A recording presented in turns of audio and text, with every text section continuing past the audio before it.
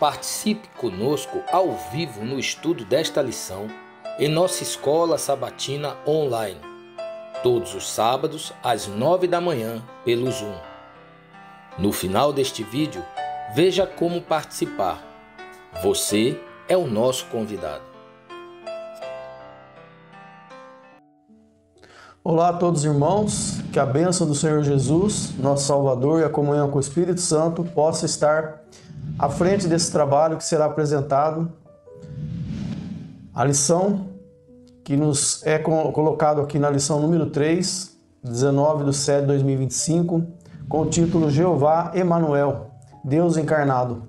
Uma lição que nos mostrará como nós devemos estar preparados para apresentar esse assunto de tão grande importância nesses últimos dias.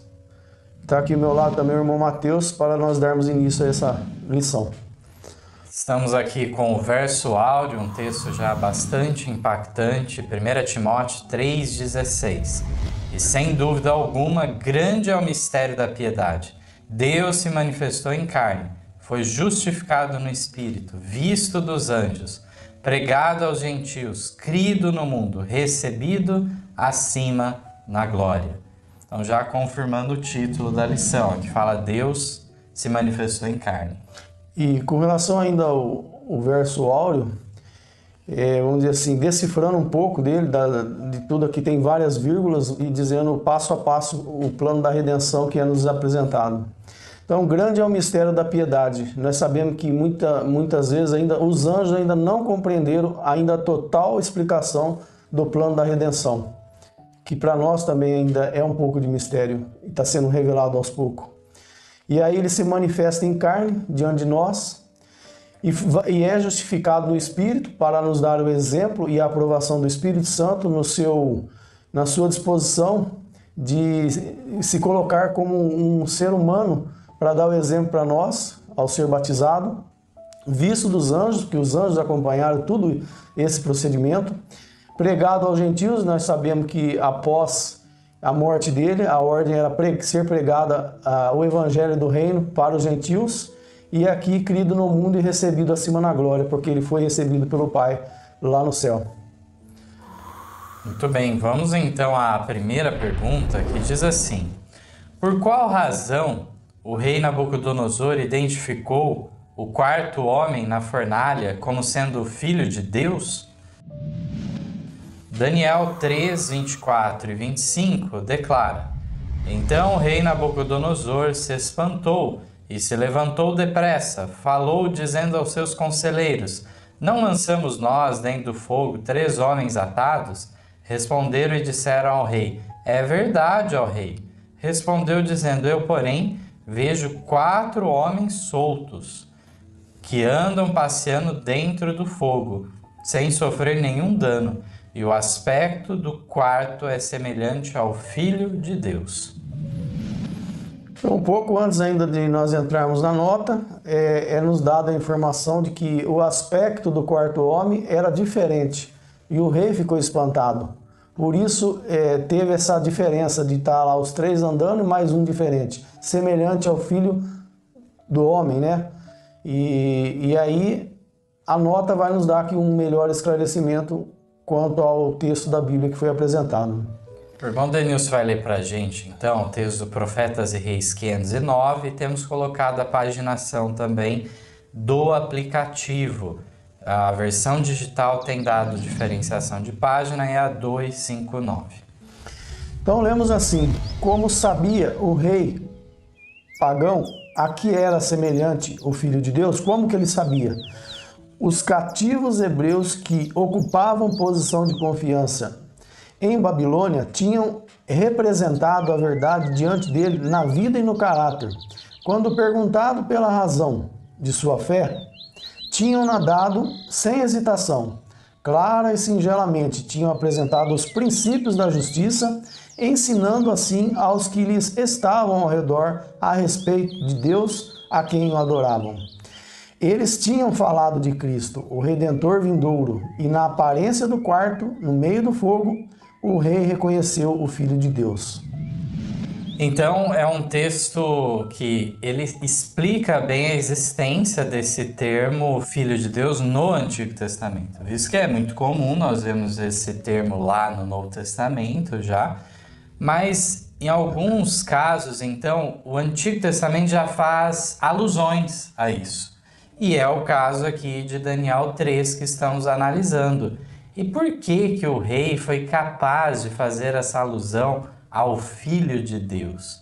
É justamente, como foi dito aqui na nota, porque os hebreus cativos tinham dado a conhecer ao rei o quê? A sua fé. E um ponto central era o quê? A espera do prometido, do Messias vindouro. E é por isso que o anjo identifica que não seria esse que vem em socorro de Sadraque, Mesaque e Abednego? Exatamente. Vamos em frente aqui na segunda pergunta. Quando Jesus veio a este mundo, era necessário ele ser batizado ou só fez isso para nos dar o exemplo? 1 Pedro 1,19, lemos assim: mas com o precioso sangue de Cristo, como de um cordeiro imaculado e incontaminado. Vamos agora para a nota. Desejar de todas as nações, 110, 111, diz assim: como poderia ele, João Batista, pecador, batizar o inocente? E por que haveria aquele que não necessitava de arrependimento de submeter-se a um rito que era uma confissão de culpa a ser lavada? Ao pedir Jesus o batismo, João recusou, exclamando: eu careço de ser batizado por ti, e vens tu a mim?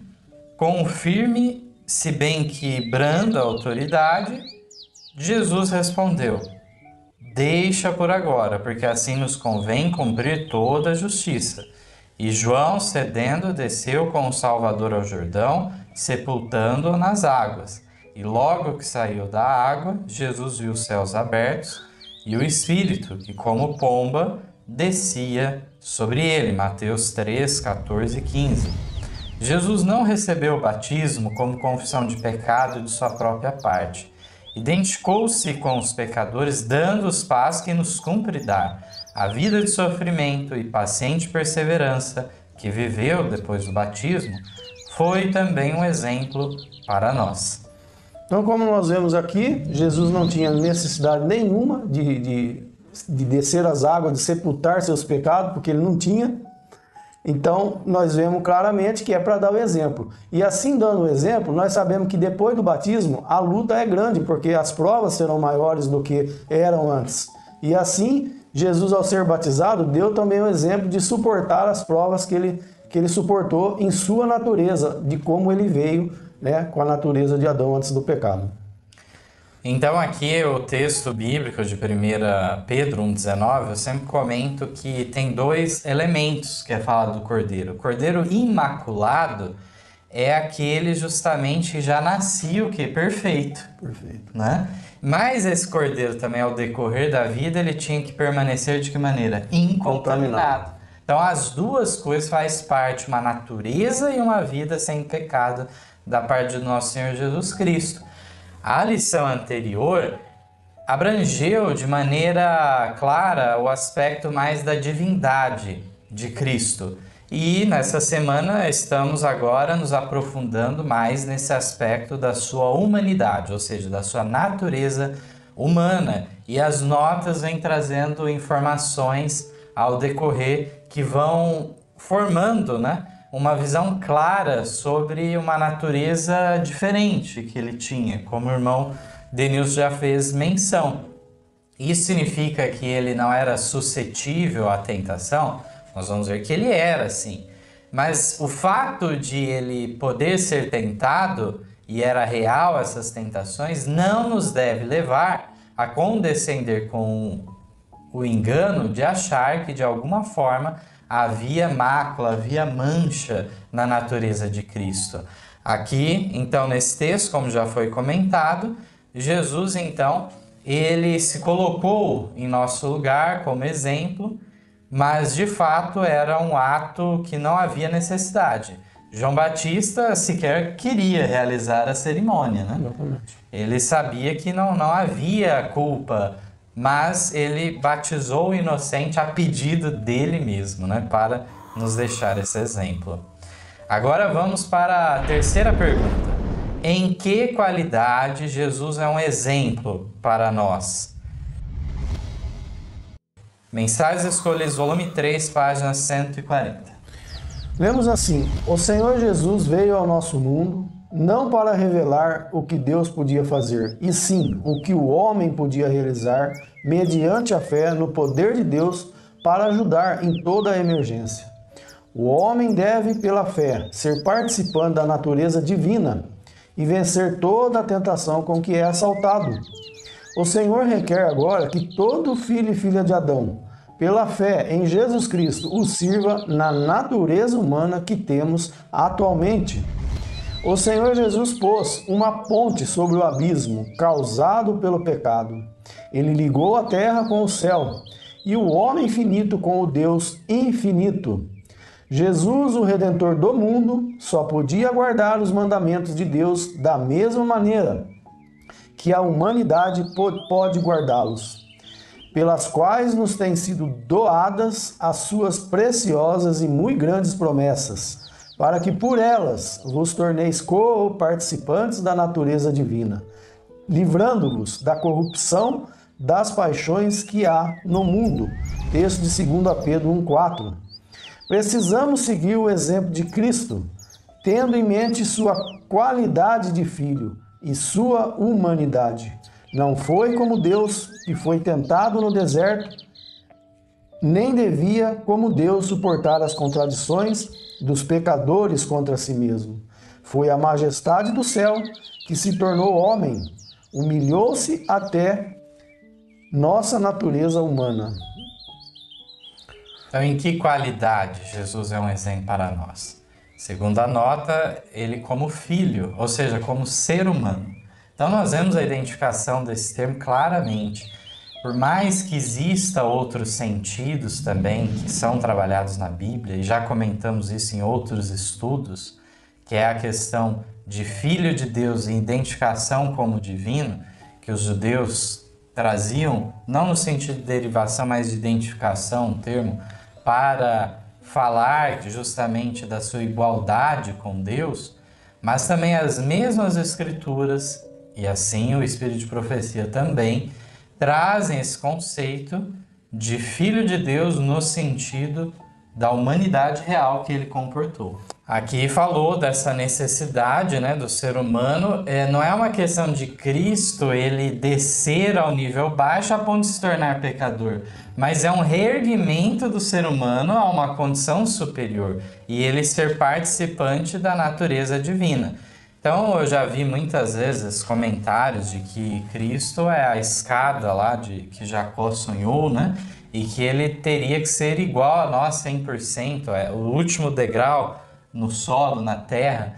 Mas a pessoa de Cristo se assemelha ao convertido já, e não ao pecador empedernido. Então existe essas questões, e mesmo o convertido ainda não representa perfeitamente a justiça divina. Então aqui o homem não poderia por conta própria fazer as coisas, e Jesus, quando veio ao mundo, ele não veio revelar o que Deus podia fazer, mas o que o homem podia fazer estando com o auxílio divino, juntamente, não somente por conta própria. O ser humano, se não fosse enviado um Salvador, se não fosse efetuado um trabalho de intercessão no coração primeiramente e também no céu, se tudo isso não fosse realizado, não seria possível o ser humano se voltar a Deus. Teria se extraviado para sempre, né? Exatamente. Vamos para a quarta pergunta. Qual é a abrangência das palavras de Deus para Jesus no Jordão? 1 João 5,20 nos diz assim: e sabemos que já o Filho de Deus é vindo, e nos deu entendimento para que conheçamos ao verdadeiro, e no que é verdadeiro estamos, isto é, em seu Filho Jesus Cristo. Este é o verdadeiro Deus e a vida eterna. Então, já nesse texto bíblico, confirmou que ele é o verdadeiro Deus. Agora vamos ler História da Redenção 196, também está no Primeiros Escritos 153, o mesmo texto. E temos o Desejado de Todas as Nações 113, diz assim: Anjos de Deus pairaram sobre a cena de seu batismo. O Espírito Santo desceu sobre a forma de uma pomba e resplandeceu sobre ele. E ficando o povo grandemente admirado, com os olhos fixos nele, ouviu-se do céu a voz do Pai, dizendo: Tu és o meu Filho amado, em quem me comprazo. Marcos 1:11. E as palavras dirigidas a Jesus no Jordão, este é o meu Filho amado, em quem me comprazo, abrangem a humanidade. Deus falou a Jesus como o nosso representante. Com todos os nossos pecados e fraquezas, não somos rejeitados como indignos. Deus nos fez agradáveis a si no amado. Efésios 1:6. A glória que repousou sobre Cristo é um penhor do amor de Deus para conosco.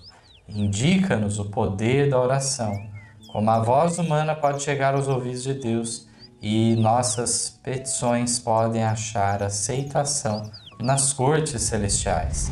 Em razão do pecado, a terra foi separada do céu e alienada de sua comunhão, mas Jesus a ligou novamente com a esfera da glória.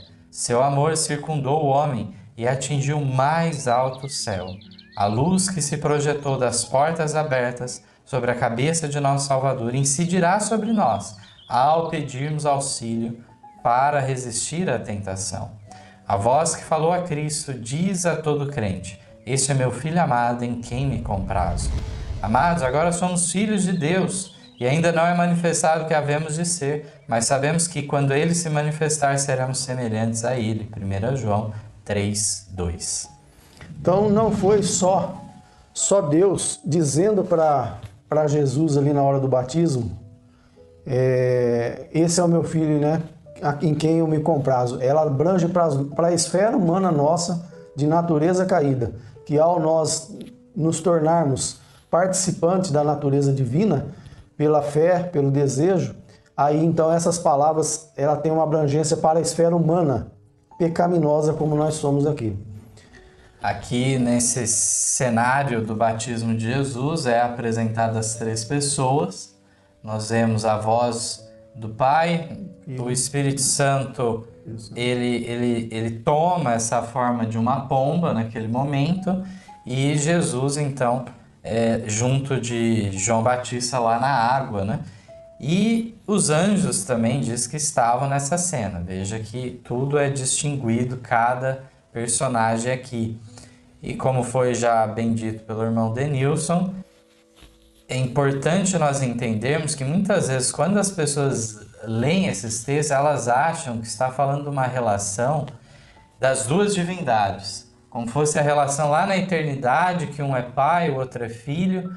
Mas aqui está explicando que quando Deus fala, este é meu filho amado, é a identificação com a parte humana de Jesus, não com a parte divina em si, visto que Jesus está em igualdade, não há hierarquia entre as três pessoas da divindade, mas acaba havendo uma hierarquia funcional, como alguns teólogos costumam dizer, dentro do plano da redenção, porque de fato a pessoa de Jesus Cristo ele se submete ao outro que ficou no céu, que nós chamamos de Pai, justamente para cada um tomar a sua posição devida para o resgate do ser humano. Exato. Passamos então para a quinta pergunta. O que não devemos considerar que seja presunção? Parte B. Por que Jesus chamou Deus de Pai muitas vezes? E a parte C. Qual concepção de Deus nunca foi apresentado pelo paganismo? Salmos 89, 26 e 27 diz assim: Ele me chamará dizendo, Tu és meu Pai, meu Deus, e a rocha da minha salvação. Também o farei meu primogênito mais elevado que os reis da terra. Então, Parábola de Jesus, página 141 e 142 em seguida, lemos assim: para fortalecermos a confiança em Deus, Cristo nos ensina a dirigir-nos a Ele por um nome novo, um nome enlaçado com as mais caras relações do coração humano. Concede-nos o privilégio de chamar o infinito Deus de nosso Pai. Esse nome dito a Ele ou dele é um sinal de nosso amor e confiança para com Ele e um penhor de sua consideração e parentesco conosco. Pronunciado ao pedir seu favor ou bênção, soa-lhes aos ouvidos como música. Para que não julgássemos presunção, invocá-lo por esse nome, repetiu-o muitas vezes. Deseja que nos familiarizemos com este trato. Deus nos considera filhos seus, redimiu-nos do mundo indiferente e nos escolheu para tornar-nos membros da família real, filhos e filhas do celeste Rei. Nós temos uma continuação ainda, maior discurso de Cristo, 74, Parábola de Jesus 388 e Meditação Nossa Alta Vocação 44, um texto da Review Herald de 29 de abril de 1902. Nos declara: ensinou que Deus cuida de toda a alma perdida, que como um pai se compadece de seus filhos, assim o Senhor se compadece daqueles que o temem. Salmo 103, 13. Tal concepção de Deus não foi jamais dada ao mundo por qualquer religião senão a da Bíblia. O paganismo ensina os homens a olharem para o Ser Supremo como objeto de temor em vez de amor, uma divindade maligna a ser apaziguada por sacrifícios e não um pai derramando sobre seus filhos o dom do seu amor. Que sua mente se demore no pensamento de que Deus está ao seu lado, sempre contemplando-o com amor piedoso. Recomendar-lhe pensar no coração de um pai que sempre se angustia pelo pecado, na mão sempre estendida de um pai e na voz de um pai que diz que se apodere da minha força e faça a paz comigo. Sim, que faça a paz comigo. Isaías 27, 5. Aprendemos, mediante a cruz, que nosso Pai Celeste nos ama com infinito amor e nos atrai a si com uma compaixão mais anelante que a de uma mãe por seu filho errante. Então aqui nos mostra que muitas vezes até nações pagãs que às vezes ilustram com suas divindades que ao o homem cometer algum tipo de, vou usar a palavra pecado, que é mais no cristianismo, mas a pessoa cometer algum dano, algum prejuízo para a sociedade ou para até a própria divindade, é mostrado que essa divindade exige um sacrifício e muitas vezes até da própria vida. Então diz que essa divindade fica irada e ela não tem, vamos dizer assim, a única forma de tirar essa ira dessa divindade falsa é entregar às vezes a vida própria, a vida de um filho ou a vida de alguma outra coisa para poder amenizar a ira desse Deus. E aqui no que a gente está estudando dentro do cristianismo, Deus não age dessa forma. Ele não se ira a ponto de pedir a sua vida, de pedir a vida de alguém. E aí ele faz com que o amor dele possa suplantar os nossos erros que a gente comete aqui na Terra. Então aqui temos várias partes nessa quinta pergunta e de maneira sucinta trazendo a resposta. O que não devemos considerar que seja presunção? É justamente chamar Deus de Pai. Essa forma tão achegada, né, de íntima, se referir, íntima de um ser todo poderoso, né? Aí depois vem, por que Jesus chamou Deus de Pai muitas vezes? Aqui nos fala por conta de que nós então aprendêssemos a utilizar dessa maneira, invocá-lo por esse nome. Ele mais uma vez colocando como exemplo para nós, para que nos familiarizemos com este trato aqui fala. E a parte C, que o irmão Denilson destacou, qual concepção de Deus nunca foi apresentada pelo paganismo? Essa visão de um pai, e não qualquer pai, né? Mas um pai amoroso, misericordioso. E no fim ainda nos compara com a questão de uma mãe, né? Não é inferior ao amor de uma mãe por um filho. Então, em todos esses aspectos, Deus se colocou em favor da humanidade, dando um meio de resgate, realmente.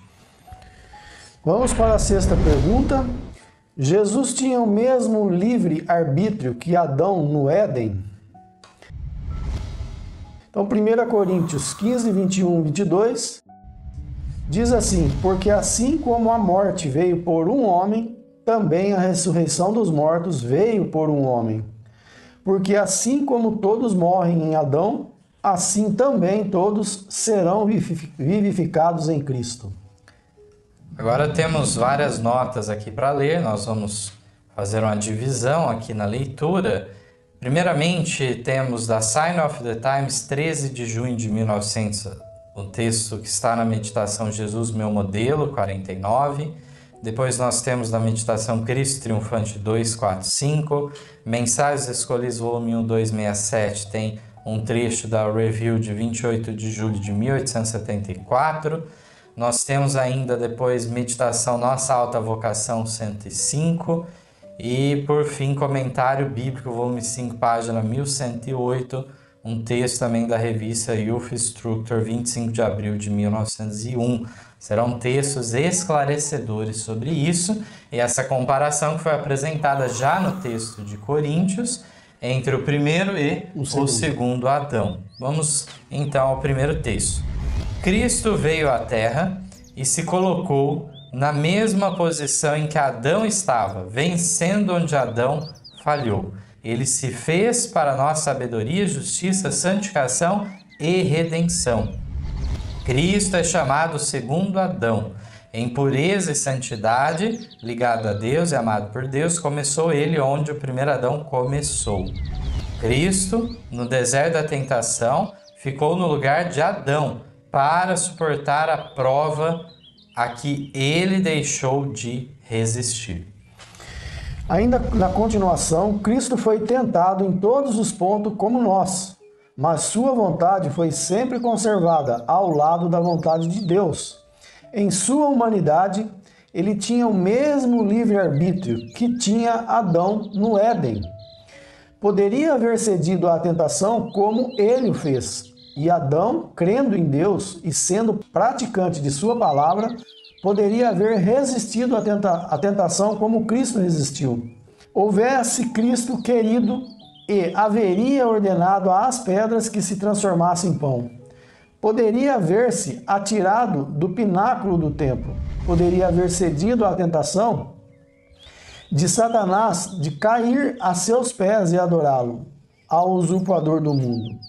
Mas em cada ponto ele enfrentou o tentador com um está escrito. Sua vontade estava em perfeita obediência à vontade de Deus, e a vontade de Deus foi revelada em toda a sua vida. Fazia parte de seu ser.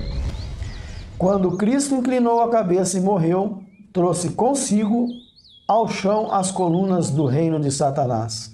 Venceu Satanás na mesma natureza sobre a qual no Éden Satanás obtivera vitória. O inimigo foi vencido por Cristo em sua natureza humana. Muito bem, então a pergunta que foi apresentada a nós, Jesus tinha o mesmo livre-arbítrio que Adão no Éden? Mesmo livre-arbítrio, né? Então foi afirmado categoricamente aqui nesse texto, o manuscrito 48 de 1899, a meditação Nossa Alta Vocação 105. Aqui falou, ele tinha o mesmo livre-arbítrio que tinha Adão no Éden. Vejamos, nós temos o mesmo livre-arbítrio de Adão no Éden? Então, segundo o que nós vemos, pelo que é apresentado nas Escrituras, o ser humano não nasce mais numa condição de livre-arbítrio, mas escravo do pecado, em natureza pecaminosa. Ele só recupera esse livre-arbítrio através da atuação do Espírito Santo na vida. Aí sim, começa onde havia paz, começa uma guerra. Então a pessoa, por isso que às vezes ela pode achar até que, nossa, a religião, a fé cristã trouxe conflitos, né, na minha vida. Mas é porque antes imperava, na realidade, a vontade do inimigo. E dessa maneira a pessoa era escrava das suas vontades, suas inclinações, de acordo com a sua natureza, que já tem uma propensão para o pecado. Agora, em relação a Cristo, nós vemos que ele tinha o mesmo livre-arbítrio que Adão no Éden, uma condição realmente não submetido ao inimigo, mas que aqui, como a nota falou, ele poderia ter resistido à tentação, não ter caído. Adão não estava numa condição predestinado a cair de forma alguma. Isso seria um engano pensarmos nisso. Deus criou Adão perfeito e, no entanto, ele cedeu à tentação. E Cristo, então, num cenário muito mais contrário a ele, adverso, desfavorável, né? Desfavorável, ele vem e resiste à prova ao seu máximo. Enquanto que Adão, ele já na primeira oportunidade cai, né? Já Jesus foi resistindo por toda a sua vida, então, às tentações que vinham. Exatamente. Aqui os textos confirmam essa associação também, né? De primeiro e segundo Adão.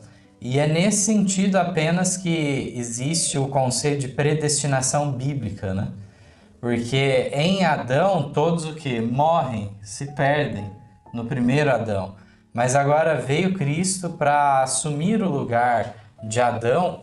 Cristo, agora sendo cabeça da humanidade, o segundo Adão, resgatou a terra das mãos do inimigo. Então Adão, na verdade, tinha perdido o seu poder e entregado nas mãos do inimigo esse planeta. Sim. E agora ele é recuperado por Cristo. E o último texto aqui, que foi lido, também destaca que Cristo venceu Satanás na mesma natureza sobre a qual no Éden Satanás obtivera vitória. Então essa associação de um Adão com outro é muito próxima e confirmada por diversos textos, como estamos vendo.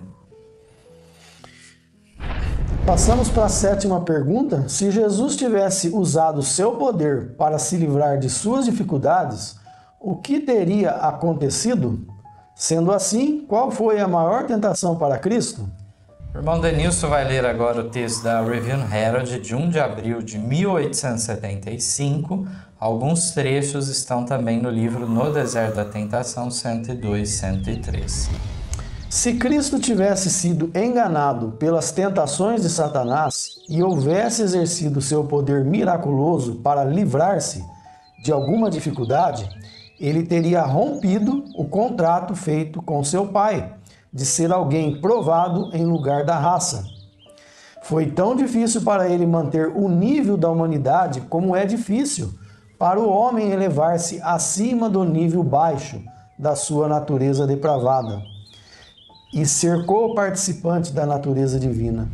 Cristo foi submetido à mais rigorosa prova, que requereu a força de todas as suas faculdades, para a inclinação de, quando em dificuldade, usar o seu poder para livrar-se do perigo e triunfar sobre o poder do príncipe das trevas. Satanás mostrou seu conhecimento dos pontos fracos do coração humano, colocando seu máximo poder para obter vantagem sobre a debilidade da humanidade que Cristo assumira, para poder vencer suas tentações no lugar do homem. Porque o Filho de Deus vinculou-se à fraqueza da humanidade, para que fosse tentado em todos os aspectos que o homem é tentado. Satanás tripudiou ou humilhou sobre ele e o insultou. Então aqui a pergunta vem nos dizendo, se Jesus tivesse usado seu poder para se livrar de suas dificuldades, o que teria acontecido? Ele teria desfeito, rompido o contrato feito, né? Porque ele tinha que ser provado em lugar da raça como um ser humano. Sendo assim, qual foi a maior tentação para Cristo? É fazer o equilíbrio das duas humanidades para não prevalecer a divindade. Ele tinha que vencer Satanás dentro da esfera humana, para assim então cumprir esse propósito do plano da redenção. Então, ciente disso, Satanás procurou atacar justamente nesse ponto. A parte humana, né? E aí nós vemos a questão da própria nota da pergunta anterior, falando daquele episódio de que Satanás fala para Jesus transformar as pedras em pão. Ou seja, pedindo para ele, ó, agora você vai usar a divindade. Exatamente. Um ser humano é capaz de fazer essa transformação? Não consegue. Mas ele era capaz e ele não tinha deixado de ser divino. Quando lá Paulo fala do esvaziamento, é justamente o não uso das prerrogativas divinas para benefício próprio. Mas ele, a qualquer momento, ele poderia sair daquela situação. E ele teve que permanecer nessa condição humilhante, baixa, como um ser humano, durante aí os seus 33 anos, né, de vida. Então o texto ele é muito impactante porque nos mostra que a inclinação que Cristo poderia ter não era para o pecado, mas essa inclinação natural de usar a divindade. Mas ele não usou para que realmente conseguisse cumprir o propósito até o fim e ser esse substituto, né, do ser humano. A 8ª pergunta agora nos diz assim: apesar de que, como Deus, não pudesse ser tentado, como o homem poderia, o que é a tentação? Então, Hebreus 2,17 diz assim: por isso convinha que em tudo fosse semelhante aos irmãos, para ser misericordioso e fiel sumo sacerdote, naquilo que é de Deus, para expiar os pecados do povo. Hebreus 4,15: porque não temos um sumo sacerdote que não possa compadecer-se das nossas fraquezas, porém um que, como nós, em tudo foi tentado, mas sem pecado. Agora vamos para o Mensagens Escolhidas, volume 3, as páginas 129, 130, 131 e 132, temos alguns trechos. Como Deus, ele não podia ser tentado, mas como homem podia sê-lo, e isso fortemente, podia ceder às tentações. Sua natureza humana teria de passar pela mesma prova e provação que Adão e Eva. Ele poderia ter cedido às enganosas sugestões de Satanás como Adão o fez, mas devemos adorar e glorificar o Cordeiro de Deus por não haver cedido um i ou um tio em nenhum ponto. As tentações às quais Cristo foi submetido eram uma terrível realidade. Como livre agente moral, ele foi posto à prova, com liberdade para ceder às tentações de Satanás e agir em oposição à vontade de Deus. Se assim não fora, se não fosse possível que ele caísse, não poderia ter sido tentado em todos os pontos como a família humana é tentada. As tentações de Cristo e seus sofrimentos diante delas eram proporcionais a seu elevado caráter sem pecado. A menos que haja a possibilidade de ceder, a tentação não é tentação. Ela é resistida quando o homem é fortemente influenciado a cometer uma má ação e, sabendo que pode praticá-la, resiste pela fé com firme apego ao poder divino. Foi essa a provação pela qual Cristo passou. Então vemos aqui com duas perguntas, né? A tentação é uma condição que é colocada não só para Cristo aqui no lugar dele, mas para nós como um teste dentro da natureza proporcional, que é a de Cristo. Então, como vem falando no começo da nota, que ele não podia ser tentado na forma divina. Mas é nessa parte que Satanás procurou fazer, na parte divina, para derrubar Cristo, né? E aí vem falando para nós aqui que, apesar de que como Deus não pudesse ser tentado, como homem poderia, também poderia, né? Ele poderia ser tentado, e o foi fortemente, aqui diz o texto, mas ele não cedeu em nada. Não havia ressonância em Cristo no coração dele para aquilo que ele era tentado, mas ele permanecia como livre agente moral, aqui diz. Ele era livre para ir para o caminho do pecado ou não. Assim como Adão lá no Éden estava nessa condição livre. Porém, aqui nos fala que Jesus sofreu muito nesse mundo, vendo o pecado, toda a tristeza, a maldade, o sofrimento, a dor. Tudo isso afetava mais fortemente a Cristo pela sua santidade, né? E tudo isso era algo que ele tinha que suportar se mantendo como homem. E aqui então nos fala que se ele realmente não fosse um ser humano real, né? E ele então agora não tivesse tentações, então seria tudo falso, né?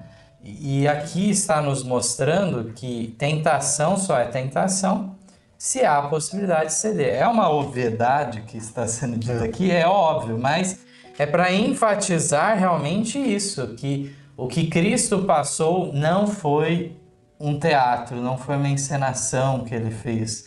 Ele não era como fosse uma posição robótica, impassível às coisas, não. Tanto é que mostra Jesus chorando, sofrendo, ele passou, ele sentia então as mazelas que o ser humano passa nesse mundo. Nona pergunta: era real a possibilidade de Jesus ceder à tentação? Como devemos compreender a declaração de Jesus de que ninguém é bom senão um, que é Deus? Lucas 18 e 19 nos diz assim: E perguntou-lhe um certo príncipe, dizendo: Bom mestre, que hei de fazer para herdar a vida eterna? Jesus lhes disse: Por que me chamas bom? Ninguém há bom, senão um, que é Deus. Temos os textos do Desejar de Todas as Nações, 117, 49, também Sign of the Times, 9 de junho de 1898, que é um texto que está no Mensagens Escolhidas, volume 1, página 256, e por fim ainda um texto do manuscrito 141 de 1901, que está no Comentário Bíblico, volume 7, página 929, que vão nos orientar e enfatizar ainda mais esse ponto. Pretendem muitos que era impossível Cristo ser vencido pela tentação. Neste caso, não teria sido colocado na posição de Adão, não poderia haver obtido a vitória que aquele deixara de ganhar. Se tivéssemos, em certo sentido, um mais probante conflito do que teve Cristo, então ele não estaria habilitado para nos socorrer. Mas nosso Salvador se revestiu da humanidade com todas as contingências da mesma. Tomou a natureza do homem com a possibilidade de ceder à tentação. Não temos que suportar coisa nenhuma que ele não tenha sofrido. Deus permitiu que enfrentasse os perigos da vida em comum com toda a alma humana. Combatesse o combate como qualquer filho da humanidade o tem de fazer, com risco de fracasso e ruína eterna. Pudesse Satanás, no mínimo particular, ter levado Cristo a pecar e teria esmagado a cabeça do Salvador. Como se deu, apenas pôde tocar-lhe o calcanhar. Tivesse sido tocada a cabeça de Cristo e teria perecido a esperança da raça humana. A ira divina teria sobrevindo a Cristo, como sobreveio a Adão. Cristo e a igreja teriam ficado sem esperança. Os que afirmam que era impossível Cristo pecar, não creem que ele realmente tenha tomado sobre si a natureza humana. Mas não foi Cristo realmente tentado, não somente por Satanás no deserto, mas no decorrer de toda a sua existência, desde a infância à varonilidade? Jesus foi isento de todo pecado e falha. Não houve um só vestígio de imperfeição em sua vida ou em seu caráter. Ele manteve pureza imaculada, sob as mais probantes circunstâncias. É verdade que ele declarou: ninguém é bom senão um, que é Deus. Lucas 18, 19. Mas também disse: eu e o Pai somos um. João 10:30. Jesus fala tanto de si mesmo quanto do Pai, como sendo Deus, e reivindica para si perfeita justiça. Tem duas partes aqui, né, nessa pergunta. Primeiramente, era real a possibilidade de Jesus ceder à tentação? Pelos textos aqui era real, então, que a gente leu aqui. Vem confirmação, já tínhamos lido os textos da nota anterior, esses do Desejado também nos confirmam, e ela condena aqueles que pretendem que era impossível Cristo ser vencido. E aqui ela fala, não é dessa maneira, né? Explicando bem que havia o risco de fracasso aqui em toda essa situação. E a segunda parte, como devemos compreender a declaração de Jesus de que ninguém é bom senão um que é Deus?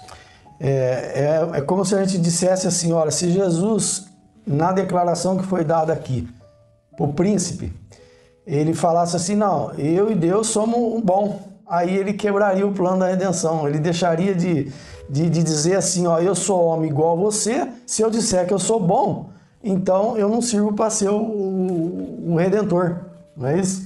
Então ele, na realidade, estava mais uma vez colocando como um ser humano. E isso que é passar despercebido de muitos, porque Jesus fala, o Pai é maior do que eu em determinado momento, não é? E na situação que ele se encontrava na Terra, né? Em outro lugar ele vai falar, eu não faço nada que o Pai não me diga para fazer. Então, quer dizer, Jesus nessa condição submissa como ser humano, e aí existe toda uma discussão para entender, por exemplo, aquela declaração de que ninguém sabe, né, a data, o dia da vinda de Cristo, senão o Pai. Então, tem muitas discussões de como entender esse texto, e uma delas, uma das propostas, é justamente entender que Jesus estava se colocando como ser humano, limitado a esse conhecimento. Porque, como Deus, ele seria capaz de entender o momento, né, da sua própria vinda. Então, existem todos esses aspectos que nós vamos vendo desse mistério da encarnação. É uma pessoa, mas duas naturezas. É algo que a gente não compreende perfeitamente. E isso já as lições anteriores já enfatizaram bem. E aí nós não estamos falando de qualquer tipo de natureza, nós estamos falando de Deus se fazer homem. Então é um abismo de diferença que é algo impressionante. Mas aqui deixa claro que Jesus, ao falar ninguém é bom senão um que é Deus, não quer dizer que ele não seja bom, não quer dizer que ele não seja Deus, ele o é. Tanto é que em outra passagem, como a própria mensageira do Senhor nos lembra, ele disse o quê? Eu, Pai, somos um. Então, há essa igualdade de substância, há essa igualdade de natureza, de coeternidade, tudo isso. Mas aqui nesse momento, Jesus, se identificando então como ser humano, estava dando uma lição também para aquela pessoa.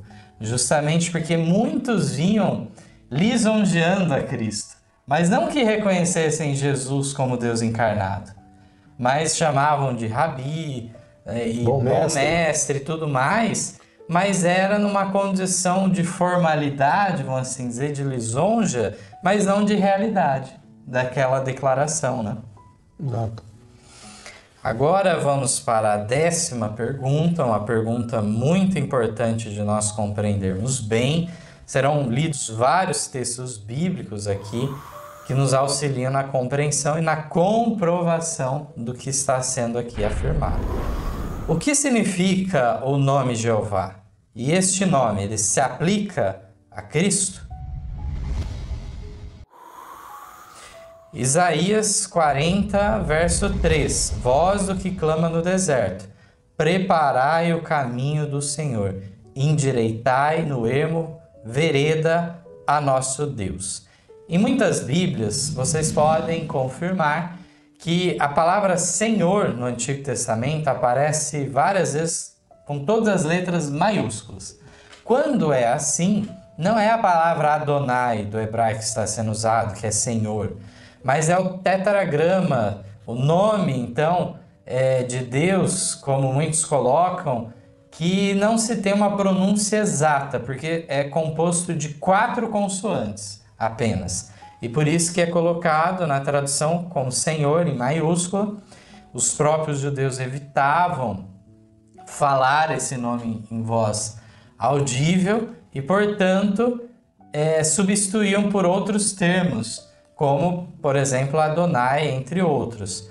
E aqui, então, nós vemos a questão de que a voz que clamasse no deserto, essa é uma profecia, ela deveria preparar o caminho para quem? Para Jeová. Para Jeová, como mais comumente se usa o termo, né? E vamos ver o cumprimento dessa profecia no Novo Testamento.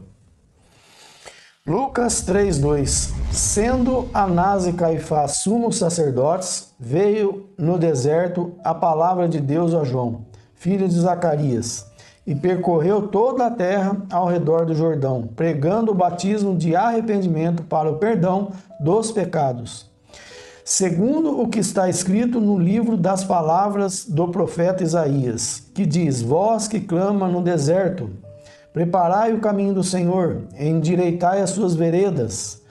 Todo o vale se encherá e se abaixará todo o monte e outeiro, e o que é tortuoso se endireitará, e os caminhos escabrosos se aplanarão, e toda a carne verá a salvação de Deus.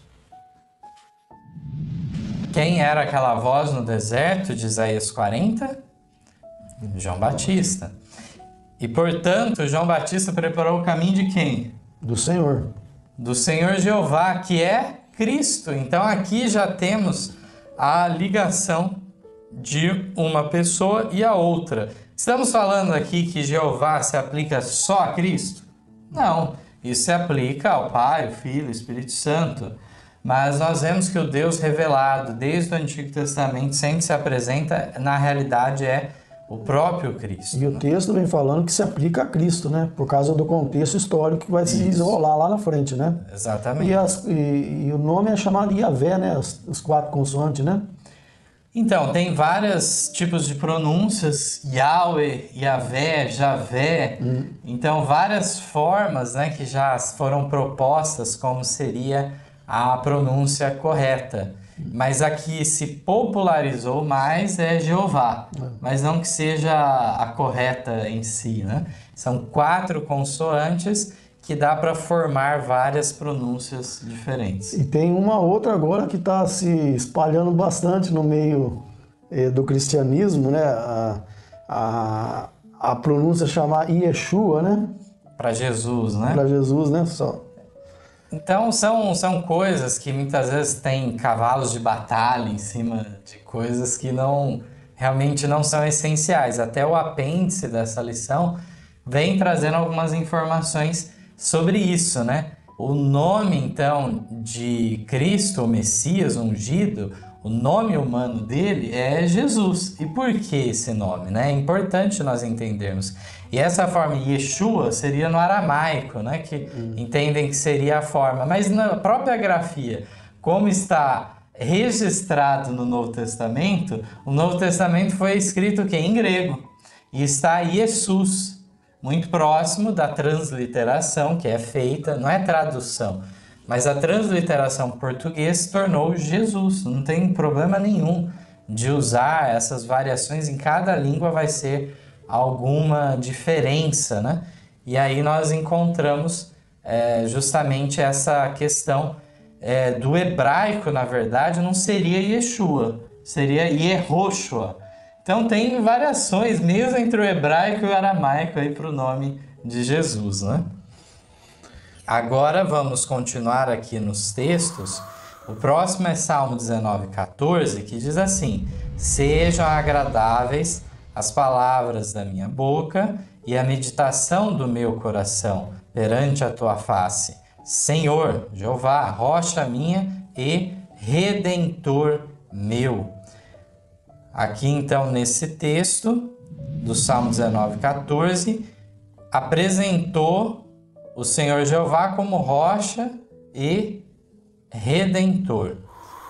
Agora o Salmo 23:1 diz assim: O Senhor Jeová é o meu pastor, nada me faltará. Então, identificando Jeová como o pastor. João 10,14 diz: Eu sou o bom pastor e conheço as minhas ovelhas, e das minhas sou conhecido. Novamente falando aqui dele ser o bom pastor, o pastor das ovelhas. Então, Jesus como o pastor. E tinha sido revelado já no Antigo Testamento Jeová como pastor. Outro texto de Salmos 34, verso 8. Provai e vede que o Senhor é bom, bem-aventurado o homem que nele confia. Isaías 8,13. Ao Senhor dos exércitos, a ele santificai, e seja ele o vosso temor, e seja ele o vosso assombro. Então ele vos será por santuário, mas servirá de pedra de tropeço e rocha de escândalo às duas casas de Israel, por armadilha e laço aos moradores de Jerusalém. E agora em 1 Pedro 2, 3 e 4 e no 7 e 8 tem essa aplicação desses textos do Antigo Testamento a Cristo. Olha só. Se é que já provastes que o Senhor é benigno, e chegando-vos para ele, pedra viva, reprovada, na verdade pelos homens, mas para com Deus eleita e preciosa. E assim, para vós, os que credes, é preciosa, mas para os rebeldes, a pedra que os edificadores reprovaram. Essa foi a principal da esquina, e uma pedra de tropeço e rocha de escândalo para aqueles que tropeçam na palavra, sendo desobedientes para o que também foram destinados. Então, muito claro aqui essa pedra de tropeço, essa pedra angular que foi rejeitada, desprezada, mas que era essencial, né? Não foi reconhecida pelos homens, né? Então, é deixado bem claro esse texto. E agora, Salmo 103, versos 2 e 3, também nos fala: bendize, ó minha alma, ao Senhor, Jeová, e não te esqueças de nenhum de seus benefícios. Ele é o que perdoa todas as tuas iniquidades, que sara todas as tuas enfermidades. Mateus 9,6 diz assim para nós: ora, para que saibais que o Filho do Homem tem na terra autoridade para perdoar pecados, disse então nessa frase para o paralítico: levanta-te, toma a tua cama e vai para a tua casa. Então é chamado também de Filho do Homem, aqui Jesus, ao recuperar então o paralítico. Com essa autoridade, que é uma autoridade, uma prerrogativa apenas de Deus, de perdoar os pecadores, né? Então é muito importante isso. E agora nós vamos ver as notas, primeiramente do Patriarcas e Profetas 305 e também Review and Herald 29 de dezembro de 1896. É um texto que está na meditação A Fé pela Qual Eu Vivo 39. Diz assim: Jeová, o ser eterno, existente por si mesmo, incriado, sendo o originador e mantenedor de todas as coisas, é o único que tem direito à reverência e culto supremos. Jeová é o fundamento de toda a sabedoria, de toda a verdade, de todo conhecimento. Os homens não podem sequer demorar-se nas bordas dessa vasta expansão e deixar a imaginação voar. Homens finitos não podem sondar as coisas profundas de Deus. E continuando, ainda temos Sign of the Times, de 3 de maio de 1899, e Maior Discurso de Cristo, páginas 108 e 34. Diz assim: Jeová é o nome dado a Cristo. Eis que Deus é a minha salvação, escreve o profeta Isaías. Confiarei e não temerei, porque o Senhor Deus é a minha força, o meu cântico, e se tornou a minha salvação. E vós com alegria tirareis águas das fontes da salvação. E direis naquele dia: dai graças ao Senhor, invocai o seu nome, fazei notórios os seus feitos entre os povos, contai quão excelso é o seu nome. Isaías 12, 2 a 4. Naquele dia se entoará este cântico na terra de Judá. Temos uma cidade forte, a que Deus pôs a salvação por muros e antemuros. Abri as portas para que entre nelas a nação justa que observa a verdade. Tu conservarás em paz aquele cuja mente está firme em ti, porque ele confia em ti. Confia no Senhor perpetuamente, porque o Senhor Deus é uma rocha eterna. As portas celestes tornar-se-ão a erguer, e com miríades e milhares de santos, nosso Salvador sairá como Rei dos Reis, Senhor dos Senhores. Jeová Emanuel será Rei sobre toda a terra. Naquele dia um será o Senhor e um será o seu nome. Zacarias 14, 9. Essa é a recompensa de todos quantos seguem a Cristo, Jeová Emanuel, aquele em quem estão escondidos todos os tesouros da sabedoria e da ciência, em quem habita corporalmente toda a plenitude da divindade. Colossenses 2, 3 e 9.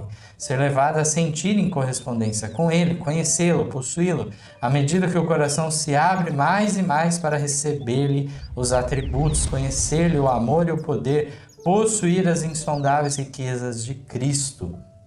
Compreender mais e mais qual seja a largura, o comprimento, a altura, a profundidade, conhecer o amor de Cristo, que excede todo entendimento, para que sejais cheios de toda a plenitude de Deus. Efésios 3, 18 e 19. Esta é a herança dos servos do Senhor, e a sua justiça que vem de mim, diz o Senhor. Isaías 54, 17.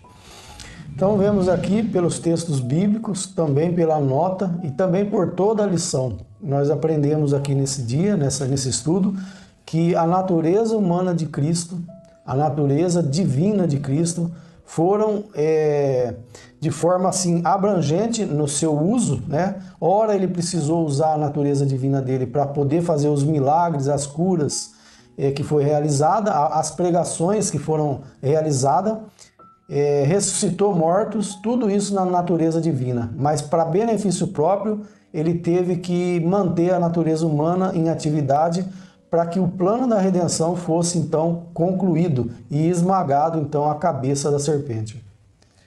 O significado então de Jeová é o ser eterno. Então, ser eterno, existente por si mesmo, incriado. Lamentavelmente, muitos hoje, mesmo dentro do Adventismo, não admitem, não reconhecem a Jesus Cristo como esse ser eterno, existente por si mesmo, incriado. Mas ele é chamado de Jeová. Ellen White, inclusive, liga os dois nomes, né? Jeová e Emanuel. Então, veja só como podemos criar uma diferenciação e agora falar que Jesus é inferior ao Pai, que ele não é eterno igual ao Pai, que ele teve um princípio, um início. Isso o tornaria uma criatura e deixaria de poder ser um Deus. Não existe isso. É curioso porque frequentemente há acusação de que está se caindo no paganismo, nisso, naquilo. Mas é o paganismo que mostra divindades mais poderosas, divindades menos poderosas, divindades são pais, mães, filhos. Mas a revelação bíblica não é dessa forma. A revelação bíblica está nos dizendo de três seres coeternos, iguais em natureza, caráter e propósito. Então, como podemos distinguir, separá-los e ficar subdividindo e entrando até na interioridade da divindade, que é um mistério, né? As pessoas querem especular, ir por um caminho que não vai trazer benefício nenhum, mas estão pisando em terreno proibido, realmente, naquilo que não foi revelado e que não compete a nós. Fazemos menção agora, nesse final de lição, que temos um apêndice também relacionado a esse tema dessa semana, que é o significativo nome escolhido para o Messias. Uma excelente reflexão que realmente ficará para um vídeo à parte e que não deixem de conferir. Realmente é um assunto muito abrangente. Aqui nós estamos trazendo vários textos bíblicos para que seja enriquecida realmente a nossa compreensão desse tema. Um tema que permeia toda a Bíblia e que semana após semana nós estamos aí entrando em novos desdobramentos e que realmente seja um semestre muito abençoado, que possamos tirar o máximo proveito. E passo para o irmão Denilson para as suas palavras finais. Então eu recomendo a todos os irmãos que se aprofundem nesse conhecimento, porque nos últimos dias têm surgido pessoas, instituições que vão suplantar toda essa verdade, trazendo dificuldade na compreensão da natureza humana de Cristo. Mesmo dentro do Adventismo isso tem acontecido e eu dou o conselho para que vocês se aprofundem para que não sejam enganados quando for confrontado, abordado com esse assunto. Que Deus abençoe cada um de vocês. Amém. Amém. Em nosso site vocês encontrarão estudos, notícias, dicas de saúde, além de todas as nossas lições. Participem conosco através da nossa página no Facebook e assistam todas as nossas lições através do YouTube. Você também pode participar ao vivo das lições da Escola Sabatina todos os sábados a partir das 9 da manhã pelo Zoom. Ligue ou mande uma mensagem para os números de WhatsApp que aparecem na tela e venha estudar conosco. Você é o nosso convidado.